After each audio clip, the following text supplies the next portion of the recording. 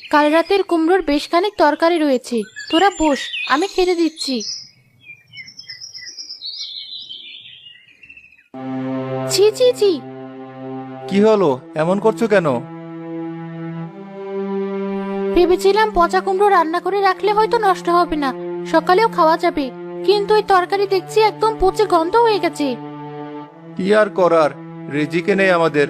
প্রতিদিনের মতো আজও তাহলে পান্তা ভাত দাও, খেয়ে তাড়াতাড়ি যাই। একটু দেরি হলে আবার একদিনের টাকা কেটে নেবে। টাকাই তো দেয় না, আবার কাটবে কি?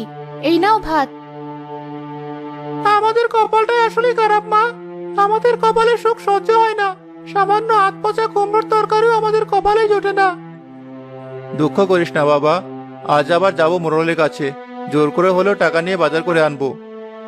কালও তো গিয়েছিলে, দিয়েছে কি? আজও দেবে না? পাঁচে মোড়ল একটা, ওর ওখানে তোমাকে আর কাজ করতে হবে না।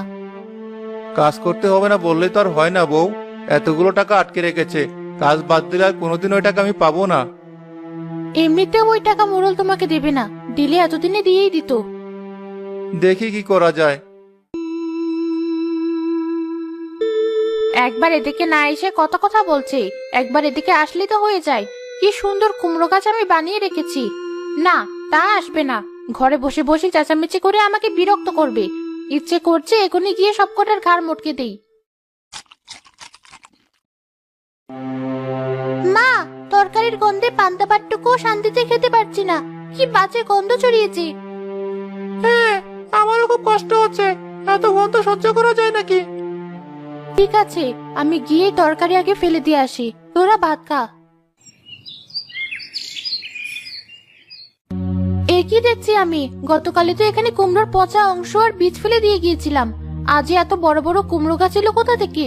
ফুল কুমড়ো সবই ধরে আছে দেখছি। কোথায় তোমরা? একবার এদিকে এসো। তোদের মা ডাকলো না? হ্যাঁ, আমারও তো তাই মনে হলো। মা তো গেল তরকারি ফেলতে, কিন্তু এভাবে ডাকছে কেন? কি হলো মায়ের?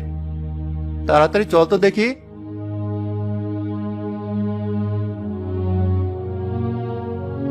কি হয়েছে, এভাবে ডাকছো কেন? এই দেখো কত বড় বড় কুমড়ো গাছ, আর কুমড়োও ধরে আছে।